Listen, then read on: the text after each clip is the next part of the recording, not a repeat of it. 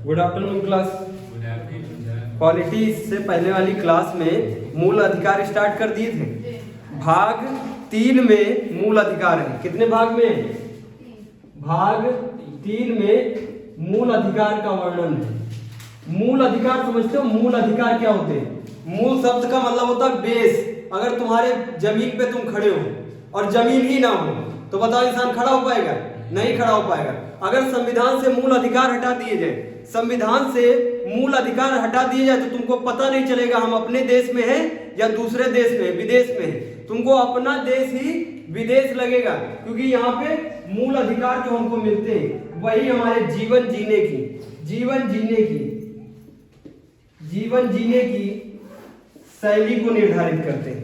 हम सम्मान से जी सके, हम अपने रुतबे में जी सके, सिर उठा के जी सके, सारे अधिकार हमको कौन प्रोवाइड करता है? मूल अधिकार प्रोवाइड करता है। अगर मूल अधिकार हटा दिए जाए तो तुमको समझ में नहीं आएगा कि हम अपने देश में रह रहे हैं या विदेश में रह रहे हैं, हम जमीन पे रह रहे हैं, आसमान में रह रहे हैं। तुमको समझ में नहीं आएगा अगर मूल अधिकार हटा दिए जाए संविधान से। तो बताओ मूल अधिकार इंपॉर्टेंट है नहीं है? मूल अधिकार में इसी मूल अधिकार को, इसी भाग 3 को संविधान का मैग्ना कार्टा कहा जाता है। एग्जाम में पूछा गया कई बार। किस भाग को संविधान का मैग्ना कार्टा कहा जाता है? कौन से भाग को मैग्ना कार्टा कहा जाता है? मैग्ना कार्टा ऑफ कॉन्स्टिट्यूशन, भाग नंबर 3, जिसमें मूल अधिकार है। मूल अधिकार में कितने से कितने आर्टिकल है? 12 से लेकर 35 तक। 12 से लेकर 35 तक आर्टिकल पढ़ने हैं। अरे जुगाड़ से पढ़ेंगे तो सारे आर्टिकल याद रहेंगे, अगर जुगाड़ और दिमाग से नहीं पढ़ेंगे तो आर्टिकल याद नहीं हो पाएंगे। पहला आर्टिकल डालो, आर्टिकल नंबर 12। आर्टिकल नंबर 12 डालो। मोटे मोटे आर्टिकल बता दिए थे। स्वतंत्रता का अधिकार, समता का अधिकार, धर्म की स्वतंत्रता का अधिकार, शोषण के विरुद्ध अधिकार, इन सब आर्टिकलों को बता दिया था। ये मोटे मोटे आर्टिकल बताए थे, इतने से लेकर इतने तक आर्टिकल है। लेकिन अब एक एक आर्टिकल पढ़ना है, एक एक आर्टिकल तरीके से पढ़ना है। पहला आर्टिकल कौन सा है? Article number 12। आर्टिकल नंबर 12, इसको हिंदी में कहते हैं अनुच्छेद। अनुच्छेद नंबर 12। अनुच्छेद नंबर 12 में क्या लिखा है? राज्य की परिभाषा। एग्जाम में पूछा गया किस आर्टिकल में राज्य की परिभाषा बताई गई है? राज्य की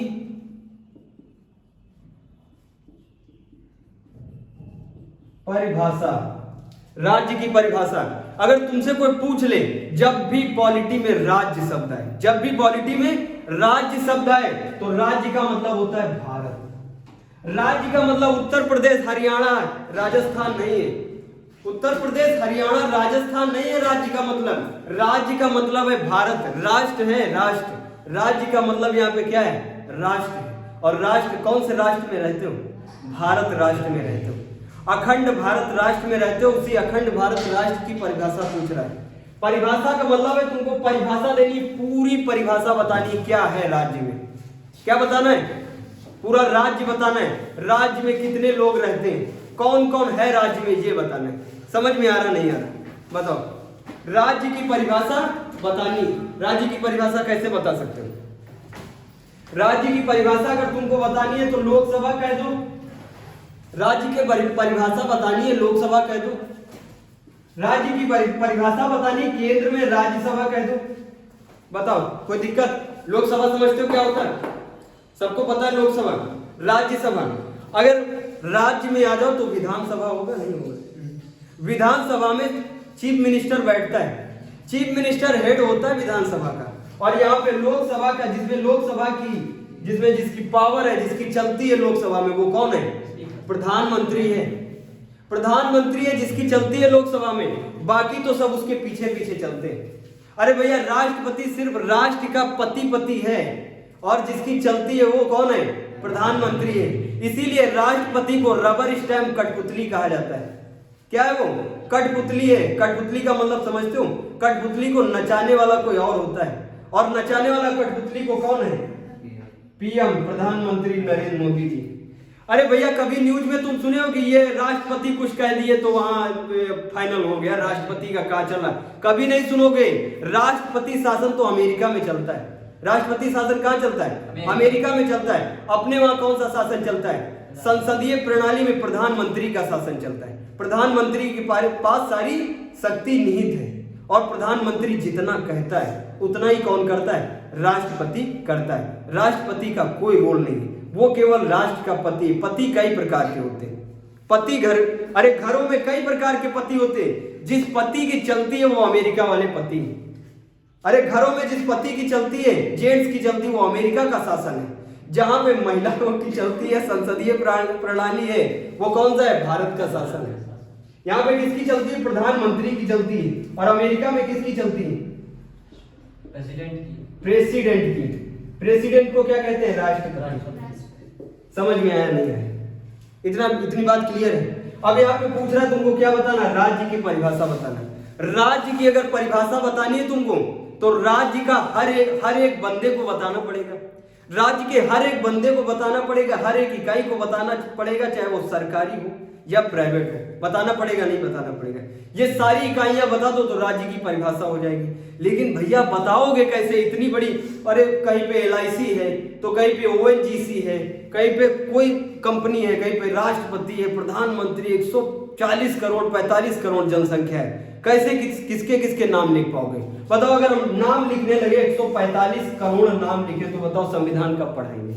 145 करोड़ नाम लिखते लिखते 2 महीने हो जाएंगे बोर्ड पे। ये बोर्ड भी टूट के गिर जाएगा 145 लोगों को लिखने में। तो कहता है राज्य की परिभाषा बतानी, कहता है 145 लोगों की बात नहीं लिखनी, 145 लोगों के नाम नहीं लिखने। तुमको क्या लिख देना है? देखो इसी में 145 लोग आ जाए, 145 करोड़ लोग आ जाए तो बताना आगे। लोकसभा में लिखा है? लोकसभा लिखा नहीं लिखा? लोकसभा केंद्र में हमने लिखा लोकसभा, राज्यसभा। राज्य में हमने क्या लिखा है? विधानसभा। विधानसभा लिखा। सारी सरकारी कंपनी, सारी सरकारी कंपनियां, सारी सरकारी कंपनी। बताओ, केंद्र में लोकसभा, राज्यसभा, राज्य में विधानसभा और नीचे उतरोगे तो स्थानीय निकाय होंगे नहीं होंगे? अरे भैया टाउन में रहोगे तो टाउन एरिया, टाउन में रहोगे तो टाउन एरिया। नगर निगम चलता है नगर एरिया में, टाउन एरिया में। अरे भैया नगर में रहोगे तो नगर निगम। अगर वो क्या पंचायती वाला जो होता है जिसमें टाउन और पंचायत दोनों होते हैं तो उसमें चेयरमैन बनता है। इन सबको अगर लिख दिया जाए तो पूरे राज्य को हम कवर कर लेंगे? नहीं कवर कर लेंगे? बताओ। यहाँ केंद्र निपटा दिया, नहीं निपटा दिया? अरे भैया हमने लोकसभा की बात कर ली तो लोकसभा में सारे लोग आ गए, प्रधानमंत्री आ गए, राजनाथ सिंह आ गए, अमित शाह आ गए, सारे लोग आ गए। इसमें नहीं आ गए लोकसभा में। राज्यसभा में जितने लोग बैठते सब आ गए, नहीं आ गए? बताओ। अभी हम राज्य में अगर आए, विधानसभा का नाम ले लें तो इसमें योगी जी और सारे उनके कर्मचारी आ जाएंगे? नहीं आ जाएंगे? स्थानीय निकाय पे चले आए। स्थानीय निकाय, अगर हम नगर निगम की बात कर ले, नगर निगम की, नगर निगम समझ में आ रहा है? नगर निगम जो नगर होते, जो डेवलप होते, जहां पे 3 मंजिला बिल्डिंग होती है, बढ़िया चिकनी मुलायम क्या होती है, रोडें होती है, नाली की व्यवस्था बढ़िया होती है, बड़ी मार्केट होती है, उसको क्या कहते हैं? नगर कहते हैं। जिस गांव में आज तुम रह रहे हो वो भी कभी नगर बन जाएगा। नगर बनाने के लिए क्या होगा? अरे भैया अच्छी रोड बना दो, बड़ी मार्केट बना दो, 3-4 मंजिला मकान बना दो, अच्छी सुसज्जित व्यवस्था कर दो, तो वही तुम्हारा गांव क्या बन जाएगा? नगर बन जाएगा। और नगर और गांव के बीच में होता है नगर पंचायत। क्या होता है? नगर पंचायत। ये कह रहा है कि शहर भी है और गांव भी है। तुम कहां पे बैठे हो? नगर पंचायत में बैठे हो। ये शहर भी है, नगर नाम से ये क्या है? शहर है। नगर जब भी आए तो शहर होगा। समझ में आया? पंचायत जहां पे आए तो क्या होगा? गांव होगा। होगा नहीं होगा? हमने यहाँ पे नगर निगम डाल दिया, पूरा शहर कवर कर लिया? नहीं कवर कर लिया? नगर निगम डाल के पूरा शहर कवर हो गया। अब बताओ, अगर नगर पंचायत डाल दे तो सारे गांव, नगर पंचायत और पंचायत,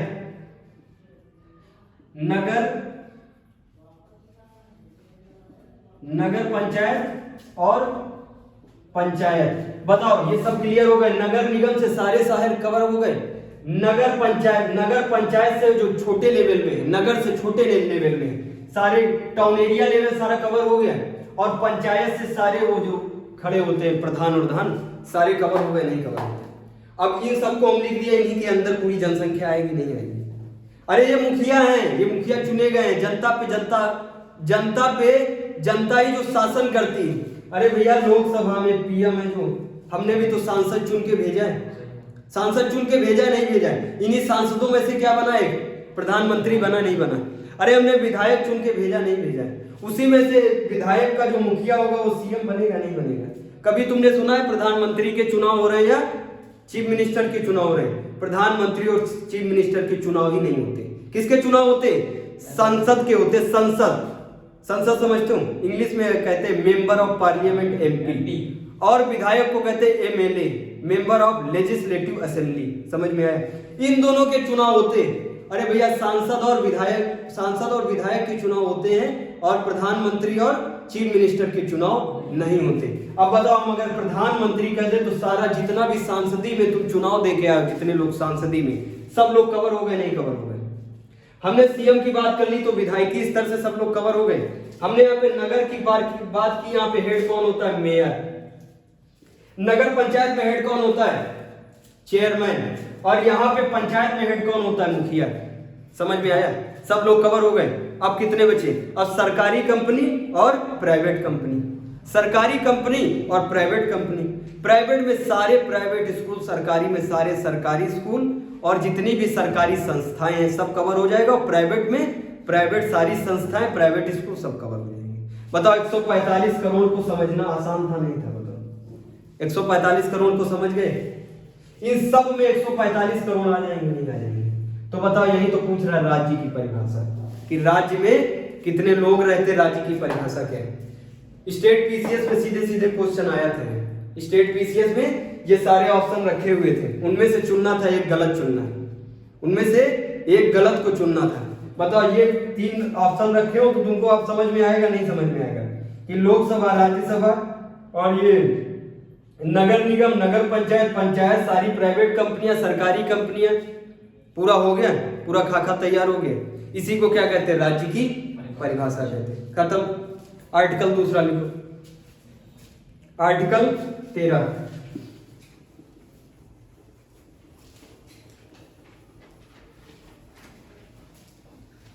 अनुच्छेद 13। ये जो पढ़ा रहे सारे एग्जाम में, कोई भी एग्जाम हो, चाहे जितना बड़ा हो चाहे जितना छोटा हो, इससे बाहर क्वेश्चन नहीं जाएगा, क्योंकि ये जो पढ़ा रहे हैं पूरा एनसीईआरटी है प्लस एमएससी काम। आर्टिकल 13 लिखो। आर्टिकल 13 मतलब अनुच्छेद 13। अनुच्छेद 13 लिखो, डाला हेडिंग। इसमें है, अगर कोई कानून, कोई सरकार जो है कानून बनाती है और वो मूल अधिकार का हनन करती है, समझना। मान लो मोदी जी ने, प्रधानमंत्री कौन है? मोदी जी है नहीं है? बताओ। अगर प्रधानमंत्री कोई कानून बनाता है, अगर प्रधानमंत्री कोई कानून बनाता है और उस कानून से फंडामेंटल राइट को हनन हो रहा, फंडामेंटल राइट का, अगर फंडामेंटल राइट ही तुम्हारे कोई छीन ले तो बताओ तुम्हारा जीवन नरक हो जाएगा नहीं नरक हो जाएगा? तो इसलिए संविधान निर्माताओं ने जब संविधान बना रहे थे, संविधान निर्माता, उन्होंने कहा भैया तुम सब में बदलाव करो, अरे तुम संविधान में खूब बदलाव करो, उनको कोई दिक्कत नहीं है, लेकिन तुमको किसमें बदलाव नहीं करना है? फंडामेंटल राइट में। फंडामेंटल राइट में अगर देश के नागरिक का फंडामेंटल राइट चला गया तो उसका स्वाभिमान चला जाएगा। इसीलिए फंडामेंटल राइट को तुम हनन नहीं कर सकते हो, उसमें बदलाव नहीं कर सकते हो। तब सोचो अगर मोदी जी तो बैठे, अरे मोदी जी की जगह एक बार बैठी थी लेडी सिंघम, इंदिरा गांधी, वो किसी को नहीं समझती थी, फंडामेंटल राइट कुछ नहीं हमारे सामने, और तुरंत इमरजेंसी लगा के अभियान कर देती थी। उनके लिए ये स्पेशल तरीके से बनाया गया था। वो जानते थे एक दिन लेडी सिंघम आएंगे संविधान में और वो किसी को नहीं समझेंगी। समझ में आ रहा है? तो इसीलिए क्या बनाया गया? आर्टिकल 13 बनाया गया। अगर कोई प्रधानमंत्री, अगर कोई राजा, राजा समझते हैं, प्रधानमंत्री भी एक प्रकार का राजा होता है, समझ रहे हो? अगर कोई प्रधानमंत्री कोई कानून बनाता है, कोई कानून बनाता है और वो कानून किसका हनन करता है? फंडामेंटल राइट का हनन करता है। फंडामेंटल राइट को एबॉलिश करता है, फंडामेंटल राइट को तुमसे छीनता है, तो ये कानून क्या हो जाएगा? शून्य। ये कानून क्या मान लिया जाएगा? शून्य मान लिया जाएगा। वो कानून गिना ही नहीं जाएगा कि कानून बना है। समझ में आया? फिर बता रहे सीधे शब्दों में, अगर कोई कानून मूल अधिकारों का हनन करता है, अगर कोई कानून मूल अधिकारों का हनन करता है तो उसे शून्य माना जाएगा, तो उसे शून्य माना जाएगा। और शून्य मनवाएगा कौन? शून्य मनवाएगा कौन? भैया प्रधानमंत्री तो राजा है, उसने कह दिया हमने कानून बना दिया, अब क्या हम शून्य मनवा देंगे उसको? जनता शून्य मनवाएगी? उसके लिए सुप्रीम कोर्ट बैठी है, उसके लिए सुप्रीम कोर्ट बैठी है। सुप्रीम कोर्ट में मान लो प्रधानमंत्री लेके चले आए कि अब जो है अनटचबिलिटी होगा, देश में अनटचबिलिटी होगा। अनटचबिलिटी मतलब समझते हो? छुआछूत की प्रक्रिया चालू है। अब कोई तुमको, अगर शूद्र कोई तुमको छू ले तो मार उसको लठिया दो, ऐसा कोई कानून आ जाए, है ना? तो बताओ फंडामेंटल राइट का हनन है? नहीं। तब वो जो जिसको छुए हैं, अरे जो शूद्र हैं, उनको कहां जाना चाहिए? प्रधानमंत्री के पास जाएंगे कि बताओ संविधान की बुक के पास जाएंगे कि बताओ सुप्रीम कोर्ट जाएंगे? सुप्रीम कोर्ट जाएंगे। सुप्रीम कोर्ट में उनको कहना है, अगर कोई, अच्छा वो वाला छोड़ो, अब देखो, अगर कोई ऐसा कानून आ जाए जिसमें सिर्फ ब्राह्मण और ठाकुर ही फॉर्म भर सकते हैं, कोई ऐसा कानून आ जाए जिसमें सरकारी नौकरी में सिर्फ ब्राह्मण और ठाकुर ही फॉर्म भर सकते और कोई फॉर्म ही ना भर पाए, तो ये आर्टिकल 16 का हनन है। आर्टिकल 16 किस में आता है? फंडामेंटल राइट में। आर्टिकल 16 किस में आता है? फंडामेंटल राइट में। फिर ओबीसी एससी एसटी कहां जाएंगे बताओ? कानून किसने बनाया? लोकसभा ने कानून बनाया। लोकसभा में मतलब मेन पावर किसको है? लोकसभा में प्रधानमंत्री को। और उसने कानून बनवा दिया, वो देश का राजा है। उससे कहने जाओगे कि भैया हम फॉर्म हमको नहीं भरने दे रहे हो, फॉर्म भरेंगे, और तुमको पीट पाट के भेज देगा वहां से, तो तुमको कहां जाना चाहिए? सुप्रीम कोर्ट जाना चाहिए। सुप्रीम कोर्ट आर्टिकल कौन सा लेके जाओ? आर्टिकल 32।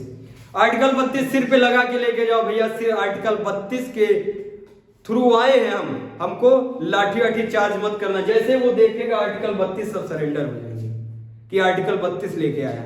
आर्टिकल 32 क्या कहता है? अगर तुमको कोई दिक्कत है, फंडामेंटल राइट जितने भी हैं 12 से लेकर 35 तक जितने पढ़ाएंगे, वहां पे तुमको जरा सी दिक्कत लग रही, कोई दिक्कत लगे, तुम सीधे भागते हुए कहां पे जाओ?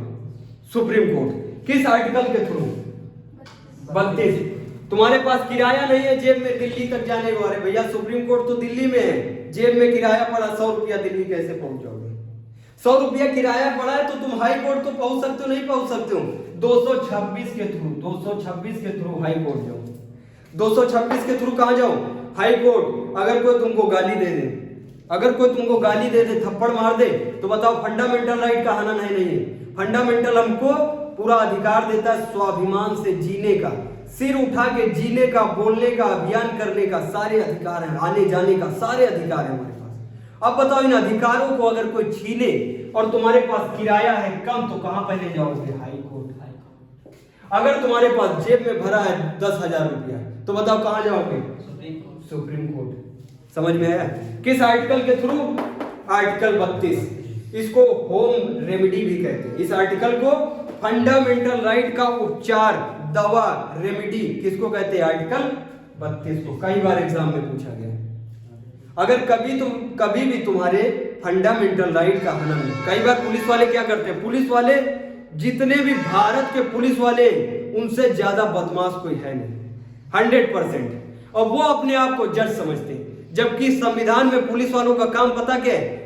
ऐसे तो हाथ पकड़ के, या बड़ा अगर कोई बड़ा क्राइम किया है तभी हथकड़ी डाल सकते हैं तुम्हारी।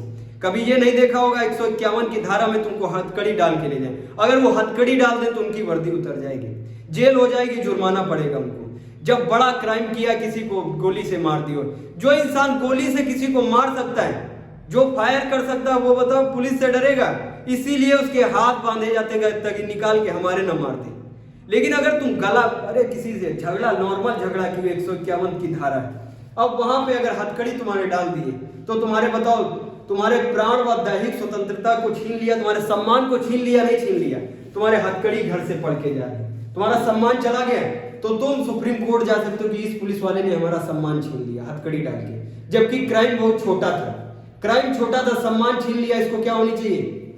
तुमको सजा बाद में होगी, पुलिस वाले को पहले सजा हो जाएगी। समझ में आया नहीं है? आर्टिकल 32 और आर्टिकल 226 याद रहेगा नहीं रहेगा? आर्टिकल 12 समझ में आया, आर्टिकल 13 समझ में आया नहीं है? आर्टिकल 13 क्या कहता है? कभी भी तुम्हारे मूल अधिकार का हनन हो तो वो मूल अधिकार सुप्रीम कोर्ट क्या बना देगा? जीरो। उस मूल अधिकार को क्या कर देगा सुप्रीम कोर्ट? जीरो बना देगा।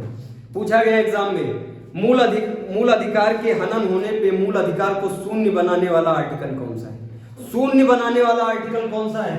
आर्टिकल 13। कोई दिक्कत यहां तक? आर्टिकल 14 हेडिंग डालो, आर्टिकल 14।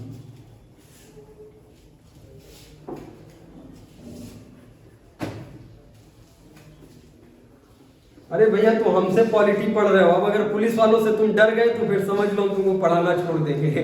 पुलिस वालों का कोई रोल नहीं होता है। पुलिस वाले का सिर्फ ये रोल है 24 घंटे के अंदर मजिस्ट्रेट साहब के सामने पेश करना है, और 24 घंटे से ज्यादा अगर हो गए तो उनके वर्दी को खतरा है। मजिस्ट्रेट साहब अगर घर पे है तो घर पे लेके जाओ उसको, जो है जो अपराधी है उसको घर पे लेके जाओ, या फिर मजिस्ट्रेट ऑफिस होता है, बीकेटी में मजिस्ट्रेट ऑफिस है, वहां पे लेके जाओ, जिसको तहसील बोलते हैं, वहां पे लेके जाओ, बैठा होगा उसके सामने समझ पेश करो। जो प्लांटी वो लगाएंगे ठीक है, जेल करते जेल करे, जो भी उनका मतलब जुर्माना वगैरह वो डिसाइड करेंगे। और जहां पे जितने पुलिस वाले हैं वो सुप्रीम कोर्ट से भी बड़े बड़े जज, वो चीफ जस्टिस ऑफ इंडिया से बड़े, वो सबसे पहले वही फैसला सुनाते हैं। अच्छा तुमने खोपड़ी फोड़ी 10,000 तुम जमा करो, तुमने खोपड़ी फोड़वाई है 5,000 तुम जमा करो, जाओ घर पे सो जाके।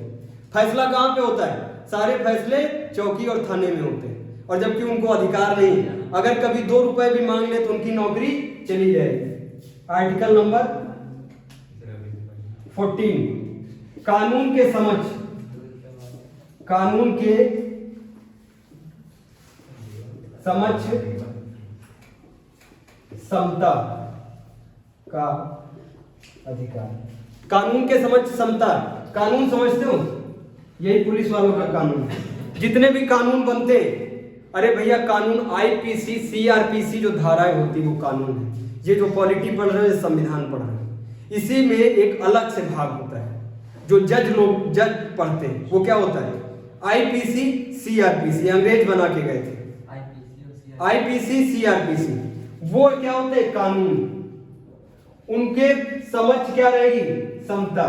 मान लो जैसे प्रधानमंत्री, बार बार प्रधानमंत्री को ही हम लेंगे, प्रधानमंत्री नरेंद्र मोदी जी बहुत फेमस है। नरेंद्र मोदी जी किसी चोरी कर लिए कहीं पे, ये चोरी किए और हम चोरी किए, ये ए है और हम बी, हम भी क्या किए? चोरी किए। अब बताओ दोनों लोगों को सेम सजा होगी या अलग अलग सजा होगी? देखो यहाँ पे क्या लिखा, कानून के समक्ष समता का अधिकार। कानून के सामने सब लोग बराबर हैं, और कानून का मठाधीश कौन है? कानून का मठाधीश जो कानून को जानता है, जो कानून पढ़ाना जानता है, और जो कानून को तुम्हें समझाना जानता है, वो कौन है? वो पुलिस वाले नहीं है, वो जज हैं, जो high court, subordinate court, supreme court में बैठते हैं। वो है कानून के गुरु। वो कौन है? कानून के गुरु। अगर तो हमने चोरी की है तो हमको क्या पता है भैया कौन सी सजा होगी? मोदी जी ने चोरी की, उनको क्या पता हो? तो राजनीति में, उनसे राजनीति में पूछोगे कि हाँ भैया वहां पे रैली करनी, वहां पे ऐसे भाषण देने, वो इनको पता है। लेकिन क्या इन्हें सीआरपीसी आईपीसी पता है? नहीं पता है। किसको पता है सीआरपीसी आईपीसी? गुरुजी को। गुरुजी कौन है? जज। कानून का जज, कानून का गुरु कौन होता है? जज। गुरु के सामने जाएंगे कौन कौन? हम और मोदी जी, दोनों जी जाएंगे, दोनों जी कटघरे में खड़े होंगे। वो हमसे पूछेंगे कि तुमने चोरी की है, तो हम कहेंगे हाँ की है। उनसे पूछेंगे तुमने भी चोरी की है, ठीक, 300 रुपए मोदी जी तुम भर दो और 300 रुपए ही तुम भर दो। 1 महीने जेल तुम जाओगे, 1 महीने कौन जाएगा? एक आम आदमी जाएगा और 1 महीने मोदी जी भी जाएंगे। तो मोदी जी बताओ बड़े आदमी छोटे आदमी? अरे भैया वो बड़े आदमी, हम छोटे आदमी। तो बताओ यहाँ पे कहीं पे तुमको पार्शियलिटी लग रही? अरे वो बड़े आदमी, छोटे आदमी, मोटा आदमी, पिचका आदमी, जैसा भी हो कोई भी, सबको कानून के समझ क्या होगा? एक लाइन में देखा जाएगा, समता होगी। अरे कोई लंबा आदमी, कोई 7 फुट का आदमी है, वो अगर कानून का उल्लंघन करेगा तो उसके लिए समान सजा है, और कोई 4 फुट का आदमी है, बौना है, उसके लिए भी कानून समान है। कोई मोटा है उसके लिए कानून समान है, कोई चौड़ा है कानून समान है, कोई हेल्दी है, कोई बहुत बड़ा बलशाली है, उसके लिए भी कानून समान है, कोई पैसे वाला है, गरीब है, सबके लिए कानून समान है। कानून के समक्ष समता का अधिकार, आर्टिकल 14 फेवरेट एग्जाम में पूछा ही जाता है, लिख लो, कानून के समक्ष समता का अधिकार। कोई भी व्यक्ति अमीर हो, गरीब हो, ऊंचा हो, नीचा हो, सभी कानून के समक्ष समान है, सभी कानून के समक्ष समान है, सभी को समान अपराध में समान सजा सुनाई जाएगी, जैसा अपराध वैसी सजा। अब इसमें देखो अपवाद क्या है, इसमें भी अपवाद है। कहते हैं अगर राज्यपाल और राष्ट्रपति को सजा नहीं होती, समझ रहे हो, अगर तुमको किसी से बदला लेना है तो पहले बनो राष्ट्रपति, फिर अपने बचपन का बदला लो, उसको ठोक ठाक के चले आओ, तुम्हारे खिलाफ मुकदमा चलेगा? देखना अपवाद, देखो अपवाद, आर्टिकल 14 का अपवाद। अगर राष्ट्रपति है, 2 लोगों को देखो, राष्ट्रपति है या राज्य में राज्यपाल है, 2 लोग, कौन कौन? एक राज्य का सर्वश्रेष्ठ इंसान, एक राज्य का सर्वश्रेष्ठ इंसान राज्यपाल, एक राष्ट्र का सर्वश्रेष्ठ इंसान जिसको क्या कहते हैं, राष्ट्रपति। ये दोनों लोग अगर गलती कर दे तो इनको सजा नहीं दी जाएगी। ये दोनों लोग अगर अपने कार्यकाल में गलती कर दे, प्रधानमंत्री को सजा होगी लेकिन राष्ट्रपति को सजा नहीं होगी, राज्यपाल को सजा नहीं होगी। तो सोचो, प्रधानमंत्री राष्ट्रपति से कह के राहुल गांधी को मरवा सकते नहीं मरवा सकते? मरवा सकते नहीं मरवा सकते, बताओ? अरे भैया इनको तो सजा ही नहीं होगी ना। जब उनके घर पे जाके ठोक टाक, अरे हम राष्ट्रपति हैं 5 साल के लिए, हम तुमको मार रहे, खड़े रहो, हम मार रहे हैं तुमको, हमको सजा नहीं होगी, ऐसा नहीं है। अगर क्रिमिनल, अगर इन्होंने क्राइम किया है तो इनको सजा होगी। किसी को जान से मार दिया, किसी का सिर फोड़ दिया है ना, तो इनको सजा होगी। लेकिन इन्होंने अगर कोई सिविल मैटर कर दिया, सिविल मैटर समझते हो, सिविल मैटर अलग होता है और क्राइम मैटर अलग होता है। अगर इन्होंने किसी का खेत हड़प कर लिया राष्ट्रपति ने, तो इनको सजा नहीं होगी। किसी बिल पे साइन कर दिया, किसी बिल पे राष्ट्रपति ने साइन कर दिया, अब ध्यान से देखना, बिल बना कौन रहा है, कानून बना कौन रहा है, लोकसभा। लोकसभा में भी कौन बनवा रहा है, प्रधानमंत्री बनवा रहा है। बताओ, इसकी बेचारे की तो कोई गलती नहीं। अरे भैया ये कहते हैं कि प्रधानमंत्री कानून बनाएगा जो, और तो राष्ट्रपति को साइन करना ही पड़ेगा, राष्ट्रपति को साइन करना ही पड़ेगा। वो तो भैया मजबूर है, कानून सही हो या गलत उसको तो साइन करना था। राफेल का जो भी बिल था, अब राफेल गया राष्ट्रपति के पास, वो तो रबर स्टैंप है। मान लो राफेल में निकल आए कि हाँ भैया मोदी जी ने लूटपाट कर दी, तो बताओ सजा क्या राष्ट्रपति को होगी? अरे राष्ट्रपति तो मजबूर था, वो कह रहा हम तो मजबूर थे भैया, हमको तो क्या करना, साइन करना ही, तो उसने साइन कर दिया था। अब बताओ इसको तो सजा होनी चाहिए, नहीं होनी चाहिए। इसीलिए राष्ट्रपति और राज्यपाल को सजा नहीं होती। भैया राज्य में कानून कौन बनवाता है, चीफ मिनिस्टर। राज्य में कठपुतली कौन है, राज्यपाल। राज्य में कठपुतली कौन है, राज्यपाल। राष्ट्र में कठपुतली कौन है। अब बताओ, कठपुतली अगर ऐसे ऐसे डांस कर रही है तो उसको कोई करवा रहा है तभी तो डांस कर रही है, तो उसकी गलती है, उसकी तो गलती नहीं। सजा किसको देनी चाहिए, वो जो तार पकड़ के खींच रहा है ऊपर से, उसकी गलती है कि उसने ऐसा स्टेप करवाया उससे, तो सजा किसको होगी, प्रधानमंत्री और उसकी कार्यपालिका को, ना कि राष्ट्रपति को। इसीलिए इसका अपवाद है, राष्ट्रपति को सजा नहीं होती। समझ में आया नहीं है? कौन सा आर्टिकल है, आर्टिकल 14। आर्टिकल 15 लिखो।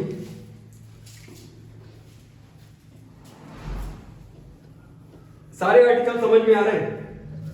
आर्टिकल भैया जो फंडामेंटल राइट है, कोई भी आर्टिकल तुमको याद रहे ना रहे, लेकिन फंडामेंटल राइट के आर्टिकल 12 से लेकर 35 तक जुबान पे रटे होने चाहिए। एग्जाम में फेवरेट है ये फंडा।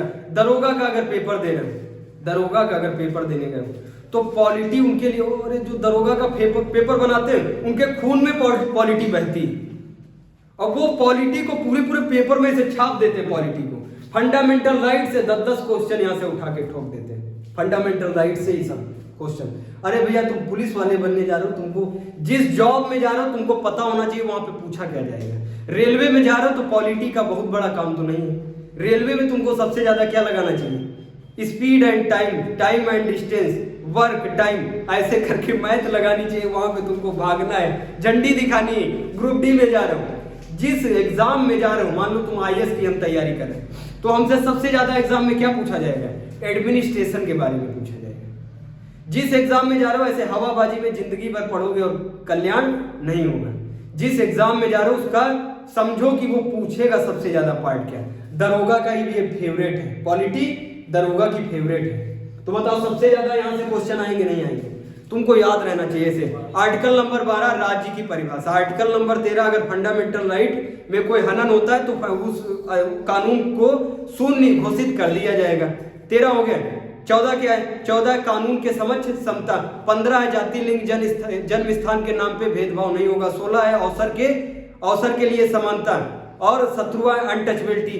18वां है अगर तुमने उपाधि ले ली कहीं और, कहीं की दूसरे जगह की उपाधि नहीं ले सकते हो, राजा की उपाधि नहीं ले सकते हो, सम्राट की उपाधि नहीं ले सकते हो।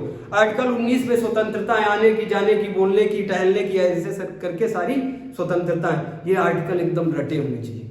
अगर ये भैया रटे नहीं हुए तो तुम्हारा काम, हम गारंटी लेते काम नहीं बन सकता है। एग्जाम में बैठोगे इधर से भी हवा आएगी उधर से भी हवा आएगी और कुछ समझ में नहीं आएगा।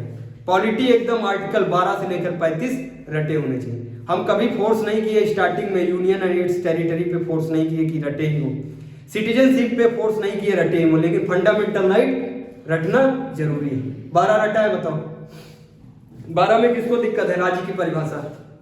आईएएस का पेपर दोगे, राज्य की परिभाषा वो तुमको उल्लेखित करके पूछेगा, इनमें से कौन सा गलत है या इनमें से कौन कौन से सही है। वहां थोड़ा ट्रिकी हो जाएगा क्वेश्चन। अगर वनडे एग्जाम, वनडे समझ तो एक ही दिन में जाओ, पेपर दे के चले आओ और तुम्हारा रिजल्ट आएगा और फिर ज्वाइनिंग होगी। 1 ईयर एग्जाम बोलते हैं आईएएस का एग्जाम, 1 साल तक एग्जाम चलता है। मार्च में फॉर्म भरोगे, मार्च में इंटरव्यू होगा, अप्रैल में ज्वाइनिंग होगी। समझ रहे हो? 1 साल हो गया पूरा, इसको 1 ईयर पेपर कहते हैं। एक ही दिन जाके चले आओ, उसको वनडे एग्जाम कहते हैं। रेलवे का एग्जाम, एसआई का एग्जाम, पुलिस का एग्जाम, ये सारे कैसे हैं एग्जाम? वनडे एग्जाम है, एक ही दिन में पेपर हो जाता है, वनडे एग्जाम है। 1 ईयर एग्जाम कौन सा होता है? आईएएस का एग्जाम। जब भी हम वनडे एग्जाम बोले समझो छोटे एग्जाम की बात कर रहे हैं। छोटे एग्जाम में बहुत ज्यादा टफ नहीं पूछेगा, उसमें ये पूछता है कि राज्य की परिभाषा किस आर्टिकल में है, बस सिंपल।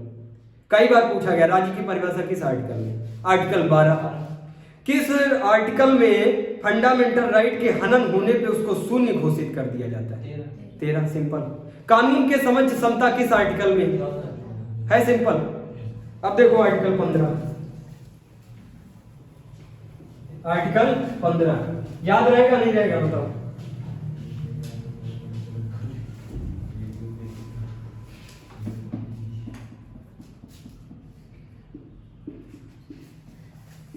आर्टिकल 15, जाति लिंग जन्म स्थान के नाम पे भेदभाव नहीं होगा। जाति लिंग,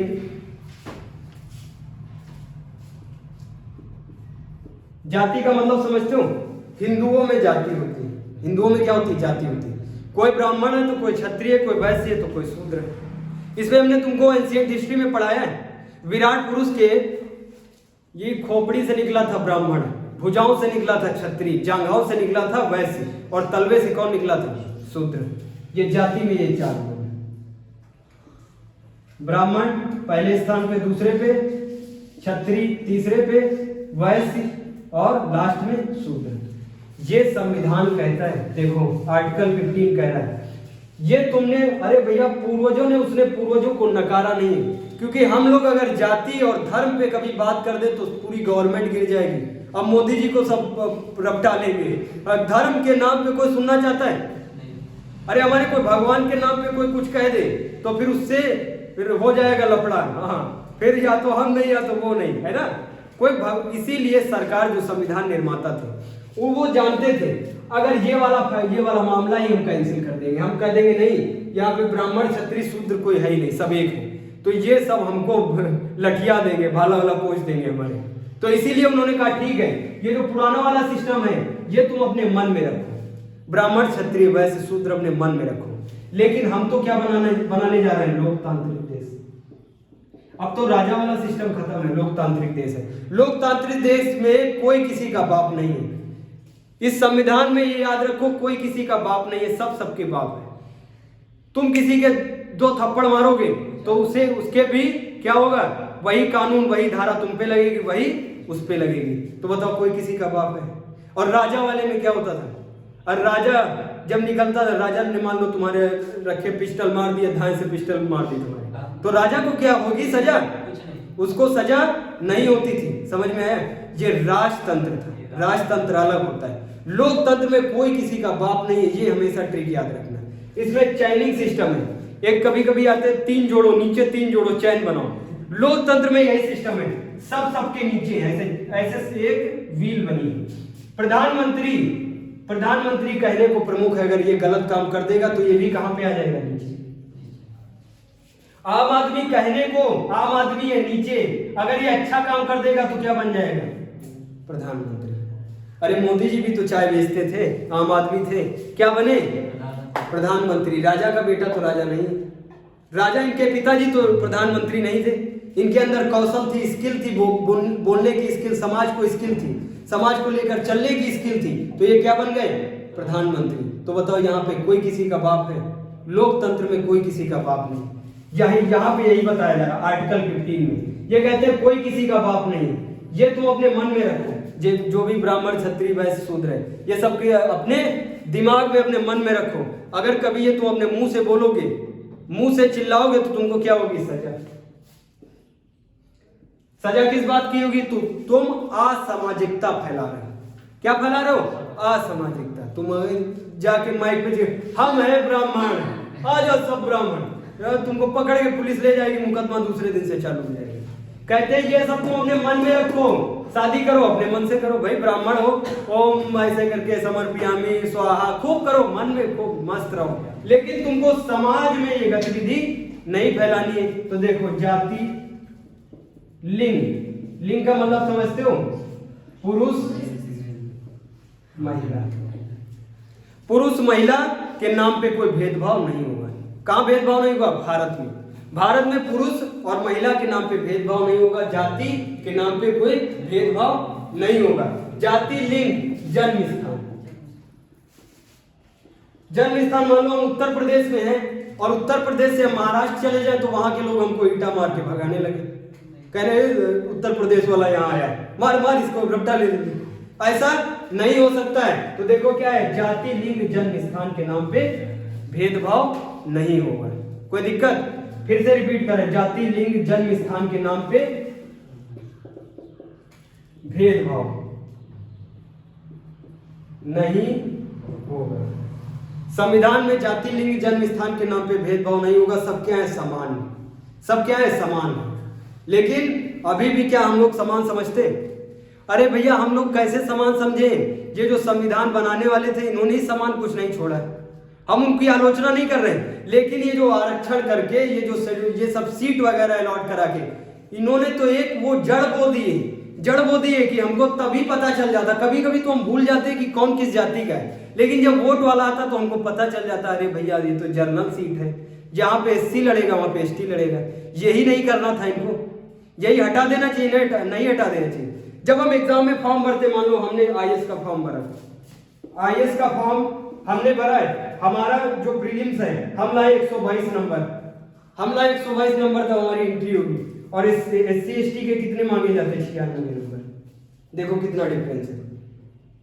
अब बताओ, इतना डिफरेंस यार, कितना हार्ड पेपर होता है, एक एक क्वेश्चन पता नहीं कैसे लोग बनाते हैं, आईएएस में इतना हार्ड होता है। देखो डिफरेंस कितना है, 96 पे एंट्री और 122 पे एंट्री नहीं। अंकित श्रीवास्तव जनरल कैटेगरी का, वो बाहर हो गया था, और टीना डाबी भारत की फर्स्ट रैंक, एग्जाम्पल है बहुत बड़ा। और ये सब, अरे यही तो तुमको ये खत्म कर देना चाहिए ना, सबसे बड़ी बात है। जब तुमको समानता की बात करो तो समान होना चाहिए, नहीं होना चाहिए। इतना आया समझ में? जाति, लिंग, जन्म स्थान के नाम पे भेदभाव नहीं किया जाएगा।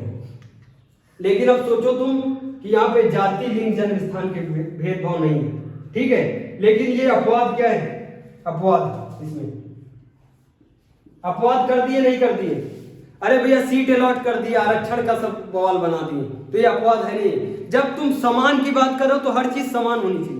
जब संविधान में समान बात कर रहे हो तो समान रखना चाहिए, नहीं रखना चाहिए। ओबीसी को 27% जो विश्वविद्यालय 27% आरक्षण होता है उनको, 27% अलॉट होती है उनकी सीट, 27% बहुत बड़ा डाटा हुआ। 100 में से अगर 27 उनकी अलॉट कर दी गई तो बचा ही क्या उसमें। अब जितना बचा उसमें SC ST कुछ ले जाएगा, उसमें जो बचा उसमें जर्नल सब होमच के भर जाएंगे, उसके बाद आपस में फाइट करेंगे और सिलेक्शन नहीं पाएंगे। गलत है नहीं है बताओ? जहां पे जो गलत है वहां पे गलत है, सीधी बात है। अगर तुम संविधान को सीधा सीधा बनाओ, समान बनाओ, तो तुमको समान ही रखना चाहिए। और कुछ जर्नल कैटेगरी की दिक्कत भी है, उनके अंदर आज भी राजशाही है। अरे देश का राष्ट्रपति गया था उड़ीसा के मंदिर पूजा करने, सारे ब्राह्मण लेके चिमटा रख डाली उसको। क्या करना चाहिए? अरे देश का राष्ट्रपति आया है, देश का राष्ट्रपति, उसका सम्मान करना चाहिए। ठीक है, कल यही से बताएंगे।